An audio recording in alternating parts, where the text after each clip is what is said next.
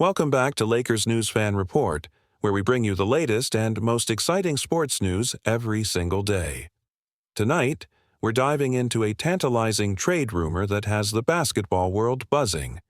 Could the Los Angeles Lakers be about to land a superstar center nobody saw coming? Stick around, because by the end of this video you might be convinced that blockbuster headlines are just around the corner. For months now, Lakers fans have been desperate to fill the glaring hole at the 5 spot. We've danced around potential. Deals for Nick Claxton, we've pondered calling Dallas about Daniel Gafford, and we've even whispered secretly about mid-level free agents who can at least set decent screens. Yet none of those options truly moves the needle, until now. An analyst from a major national outlet dropped a trade proposal so shocking it's torn social media in two. Imagine trading away a young forward, a veteran sharpshooter, and a couple of future picks. And in return, the Lakers suddenly add a 7'2", shot-blocking, floor-spacing unicorn who can run the court and step out to the three-point line. But wait, don't click away just yet. I'm not going to spoil the outcome. Instead, let's build the suspense. Picture this athlete, drafted 4th overall in 2015, he came into the league with sky-high expectations. We saw glimpses of what he might become: blistering blocks, mid-range jumpers, and that rare ability to stretch the defense from beyond the arc.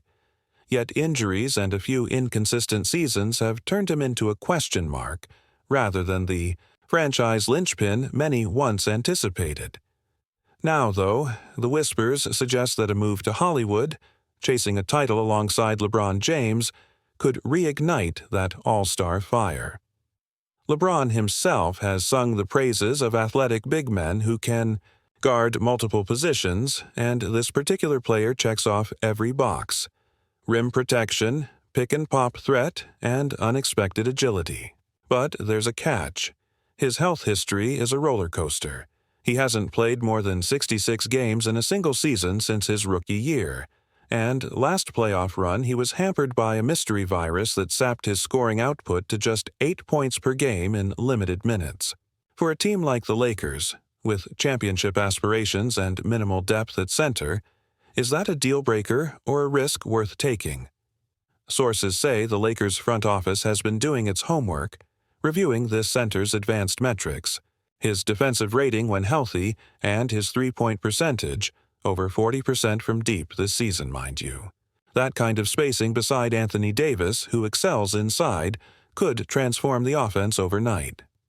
Imagine the defensive duo: Davis patrolling the paint, our mystery big man sliding out to contest shots at the arc, and then firing laser passes to LeBron curling off pin-down screens.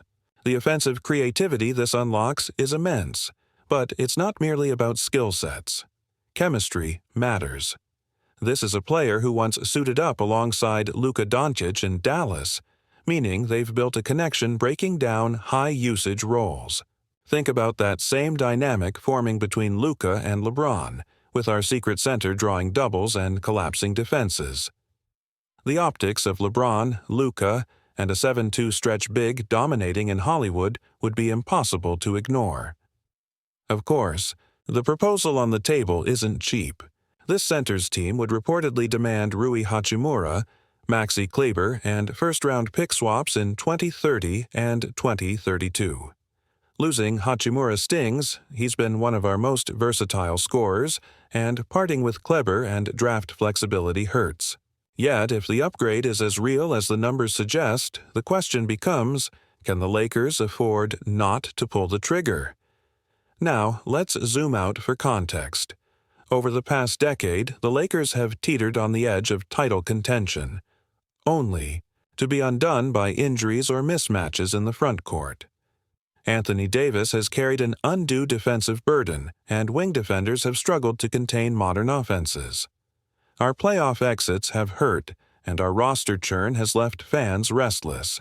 This rumored swap could signal a new era, one where Los Angeles fields a complete 5-man unit capable of locking down the paint, stretching opposing schemes, and creating easy lanes for our backcourt stars. Is it possible that this trade idea, is simply a smokescreen floated to drive up interest in Nick Claxton or another center. Some insiders believe that's exactly the case, a negotiating tactic to extract better offers from rival teams.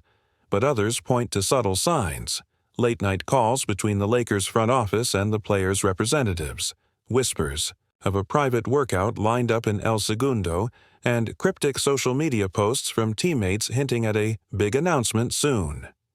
Could this truly be real? Throughout history, the Lakers have made audacious moves.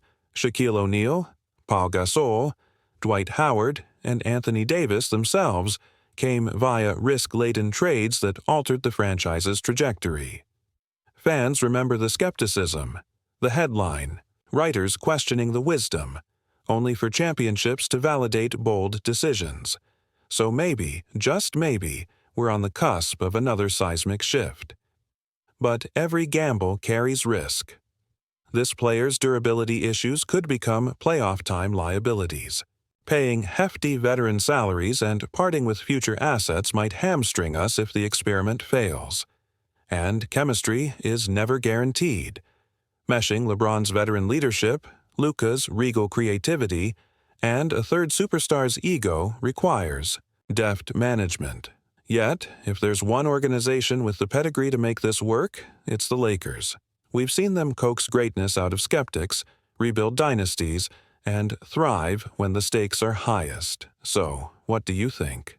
Could integrating this 7'2", floor-spanning center propel the Lakers back to championship glory, or is the risk too great, the price too steep, and the injury history too fraught?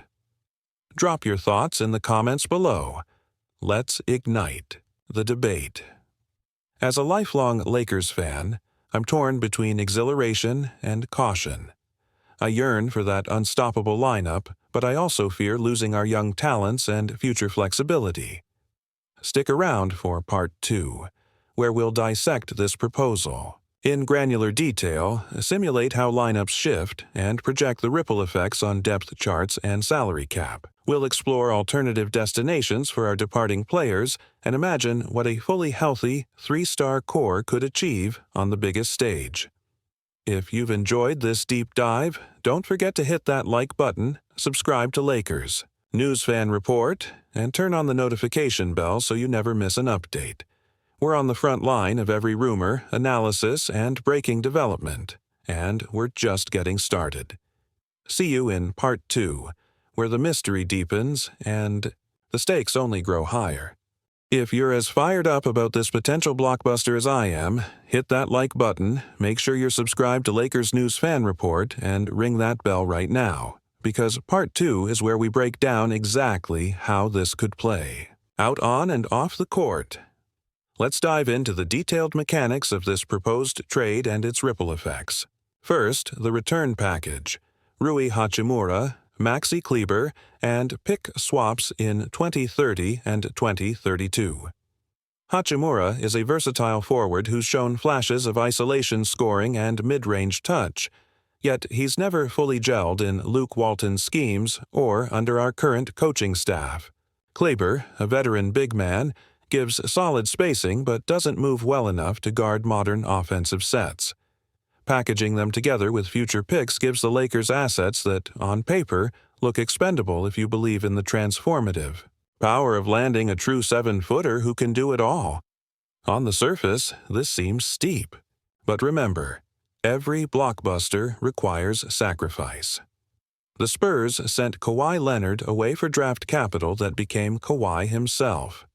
The Heat parted with multiple role players to secure Anthony Davis. Those risks reaped titles. Now imagine an alternate reality where the unicorn himself slides into the starting lineup alongside LeBron and Luka. Defenses have to choose: send a double team at LeBron in the post and leave the perimeter open for step-back threes. Collapse on Luka in pick and roll and allow mid-range floats from the big man. Or try to match athleticism at every position and still risk giving up high-percentage shots at the rim. Next, visualize the on-court fit. LeBron handling from the wing, probing the defense, then delivering a skip pass to our new center, spotting up at 18 feet. That kickout creates open looks for shooters like D'Angelo Russell, Austin Reeves, and potentially Bradley Beal, if we clear cap space this summer. Or picture the running game. Luka lobs ahead to the center, streaking down the lane for an easy 2. Our pace and space offense becomes a juggernaut. Blending transition flourishes with half-court precision. But how do you keep this superstar center healthy? Our medical staff, led by John Crouch, would tailor a load management plan. Instead of a heavy playoff minutes load, we stagger usage, 25 to 28 minutes in the regular season with occasional rest games, and in the postseason, strategize 30-32 minutes max with ice baths, hyperbaric chambers, and day-of-game treatment to ensure freshness. Remember, the Lakers pioneered load management with both Davis and LeBron, and that strategy allowed us to sustain deep playoff runs. This new acquisition would not be immune. We'd protect him like the franchise asset he is. Now, consider the locker room dynamics. Our proposed center has championship hunger, but also fits the team-first ethos instilled by Frank Vogel and Darvin Ham. He speaks multiple languages, resonates with both veteran leaders and emerging rookies, and is known for mentoring younger bigs in postseason film sessions. That cultural fit is as important as on-court skills. Trust, communication, and high basketball IQ build cohesion. Imagine post-game film breaks where he's dissecting opponents' tendencies alongside LeBron, designing defensive rotations, and coaching on closeouts. Those leadership traits trickle down to every corner of the roster. Financially, the Lakers would absorb a max contract, but our cap outlook, bolstered by strategic extensions of D'Angelo Russell and Talon Horton-Tucker, can handle the hit. We'd need to clear role-player contracts like perhaps Patrick Beverley and Kent Bazemore, and embrace the mid-level exception to fill out the bench with high-character guys. That's the price of contention. Timing is crucial. The NBA calendar dictates a trade must happen before next February's deadline to lock in playoff eligibility. Our front office, led by Rob Pelinka, must balance winter's hot stove with summer's free agency. If talks stall, we could pivot to alternative targets like Cam Johnson or Nick Claxton, both of whom offer enticing skill sets, though without the same shot-blocking prowess and floor-stretching length. But this rumor, with its emphasis on one true center, sets the stage for an all-in pursuit of the unicorn. What about the fans? Lakers Nation thrives on dreams. We remember the Showtime era, the Shaq-Kobe dominance, the Gasol-era finals, and the Anthony Davis acquisition. Each shook the league, redefined expectations, and delivered banners. Now, we're on the cusp of another seismic moment. Social media chatter has exploded. Get us the unicorn. Trade details, please. Rose garden of banners incoming. The energy's palpable. And as a longtime season ticket holder, I've never felt more optimistic. Of course, there's the flip side. Injuries plague every big man. The ceiling could be offset by missed time. And chemistry experiments sometimes blow up. See Anthony Davis's fit under Frank Vogel before he found his groove. We can't ignore those risks. Yet, if history teaches anything, it's that the Lakers succeed when they embrace calculated gambles. They thrive on star power and bold moves. In the final analysis, this proposed trade, though audacious, fits the Lakers' championship DNA. We've proven before that loading the roster with top-tier talent, even at the cost of future picks, is worth the gamble when the prize is another Larry O'Brien trophy. Will the front office pull the trigger? Only time will tell. But one thing's for sure. The speculation will dominate headlines until the NBA's moratorium lifts, and Lakers fans everywhere will be watching for the call that could reshape our destiny. Now I want to hear from you. Do you believe the Lakers should give up Hachimura, Kleber, and those future picks to land this versatile 7-footer? Or would you rather hold assets for draft day steals and mid-level signings? Drop your thoughts in the comments below. I can't wait to see what this passionate community thinks. And if you enjoyed this breakdown, don't forget to hit that like button, subscribe to Lakers News Fan Report, and ring the bell so you never miss a trade update or in-depth analysis. Thanks for watching, Lakers Nation, and until next time, keep your purple and gold pride burning bright.